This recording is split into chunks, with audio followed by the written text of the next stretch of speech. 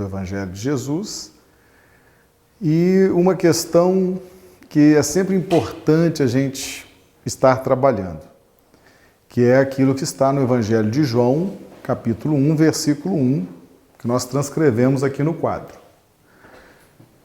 No princípio era o Verbo, e o Verbo estava com Deus, e o Verbo era Deus. Verbo significa palavra. A palavra é a expressão da vontade de Deus. Essa expressão da vontade de Deus surge da intimidade de Deus.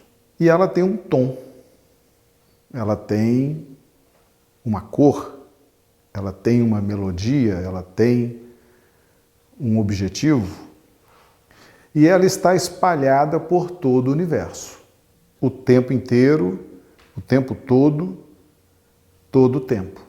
Deus cria e Deus pulsa amor. E com isso as criaturas, nós, vamos executando a vontade de Deus. Como que os evangelistas, ou especificamente João, nos apresenta isso? Usando a expressão o verbo. Verbo, palavra. Então a palavra ou o verbo é aquilo que flui de Deus. Cada um de nós recebe essa palavra dentro de uma capacidade de assimilação. Jesus teve a oportunidade de nos ensinar o seguinte: quando ele se referiu a Deus, ele falou: meu Pai, nosso Pai, vosso Pai. Significa que Deus é diferente? São vários deuses? O Deus de Jesus? O Deus nosso? Não. Deus é o mesmo. O meu Pai, quando Jesus fala meu Pai, ele está nos dizendo o seguinte: a minha concepção de Deus é diferente da concepção que vocês têm de Deus. Cada espírito tem uma concepção de Deus, de acordo com a capacidade que possa assimilar essa percepção. O conceito de Deus que Jesus tem é muito mais amplo do que o conceito que nós temos. Por isso que ele fala o meu Pai, o vosso Pai, o nosso Pai.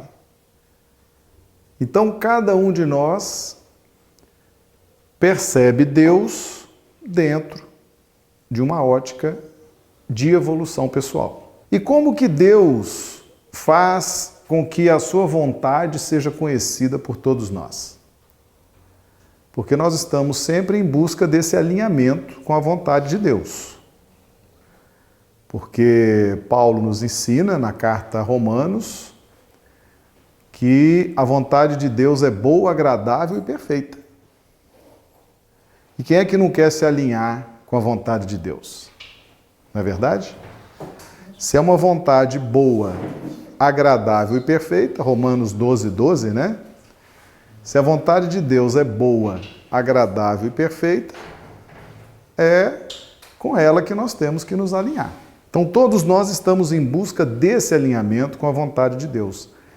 Agora, é preciso que Deus se apresente, Deus se revele, Deus se mostre, para que nós possamos nos alinhar com Ele. Como é que você vai alinhar com algo que você não conhece? Então existe uma lógica.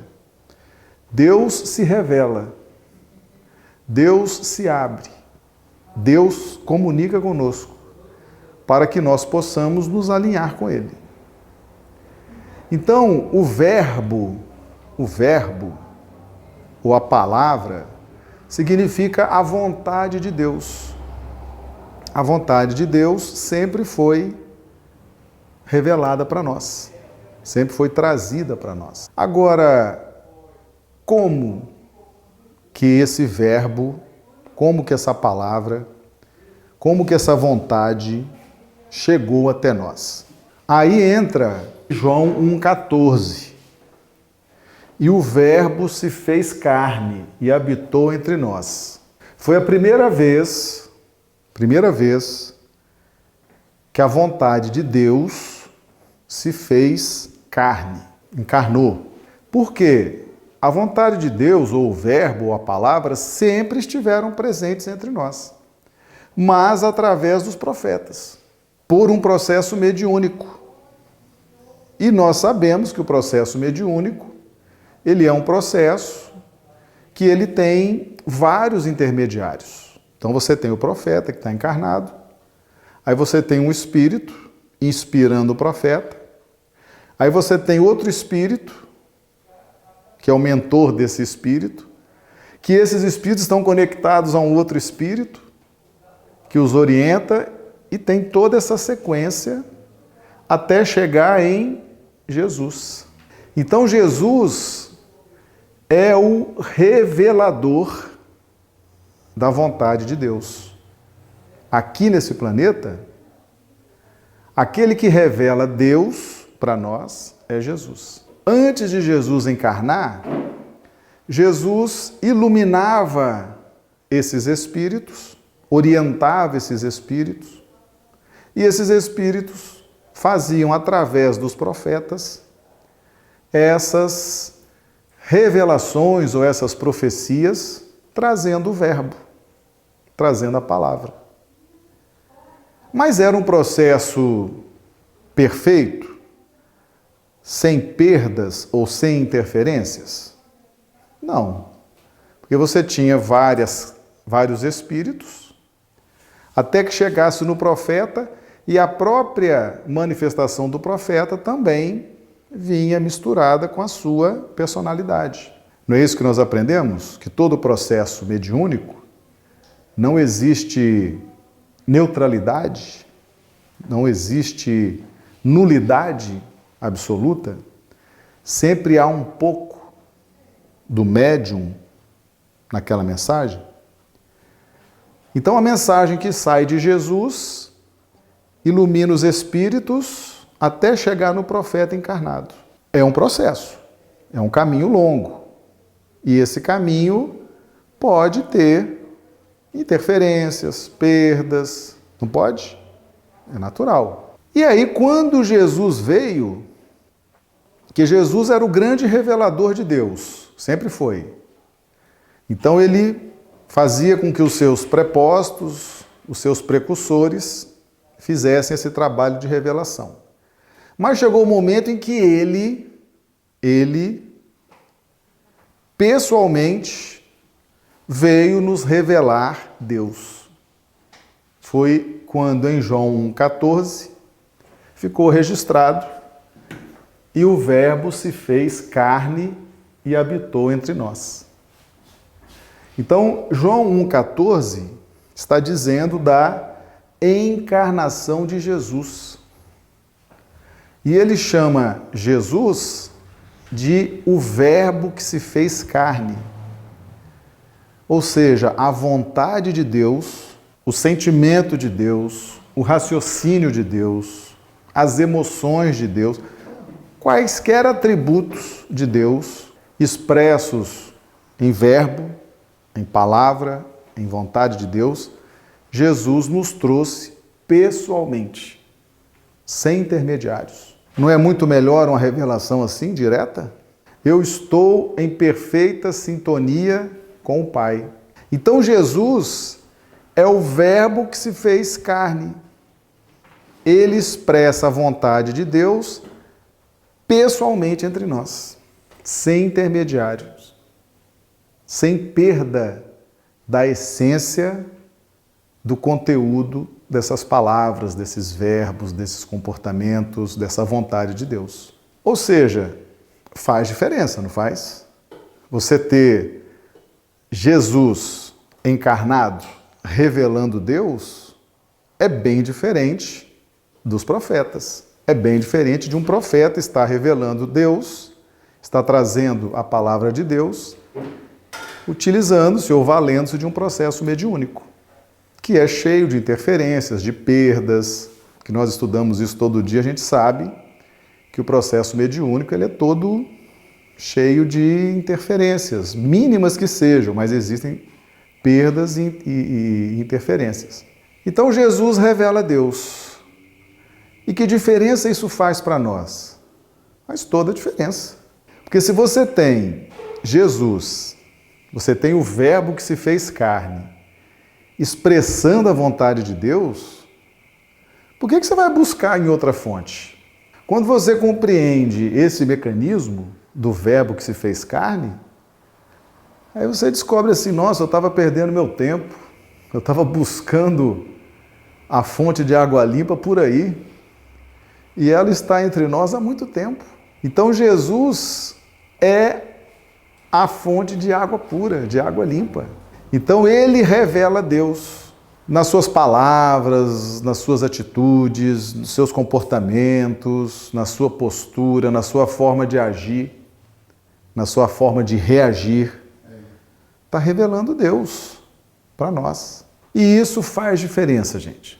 Quando a gente entende o que é esse Verbo que se fez carne, ou seja, diretamente entre nós, a vontade de Deus sendo revelada, isso nos coloca com um foco bem definido.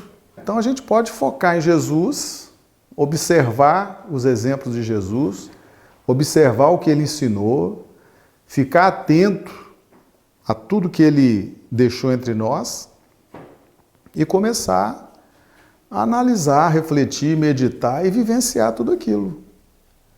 Nós não temos por que buscar outras fontes. Nós vamos perder tempo.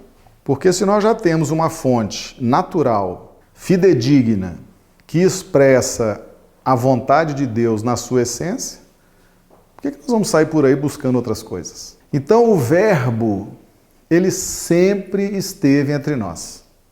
Os profetas, os precursores, o Verbo, ou seja, a vontade de Deus sempre foi trazida para nós por esses precursores de Jesus, por esses mensageiros que encarnavam e, no caso da cultura judaica, receberam o nome de profetas. Você pode chamar o Verbo de palavra, a vontade de Deus, né? Aquilo que Deus sente, aquilo que Deus racionaliza, as emoções, tudo aquilo, todos esses atributos de Deus, a perfeição de Deus, a sabedoria, a onipresença, a onipotência, tudo foi resumido no Verbo. O Verbo é a expressão. A palavra não é a expressão do pensamento? Todos nós aqui estamos pensando, mas a gente precisa usar a palavra para expressar esse pensamento. Então isso nós chamamos de verbo, de palavra. Então o que Deus pensa é chamado de verbo, chamado de palavra. E isso, para que seja transmitido a alguém, tomou esse formato de verbo, de palavra, de escritos. Mas aí vem Jesus e transmite o pensamento de Deus com a própria vida, com os próprios exemplos, com os próprios ensinamentos. Ou seja, é bem diferente. Vê que Jesus não escreveu nada. Escreveram o Evangelho de Jesus, obviamente, sob a inspiração dele, né? Mas ele mesmo não escreveu nada, ele vivenciou, ele mostrou, ele nos impressionou com a sua vida. Então o verbo é isso. É como se a gente fizesse um paralelo. Eu estou pensando, mas para que o meu pensamento seja assimilado pelos encarnados, eu preciso expressar isso em palavras. Isso nós chamamos de verbo, de palavra. Então, o pensamento de Deus, para que ele seja assimilado por nós, nessa faixa evolutiva que nós estamos, ele tomou esse formato de verbo, de palavra, e foi revelado pelos profetas e depois, pessoalmente, por Jesus.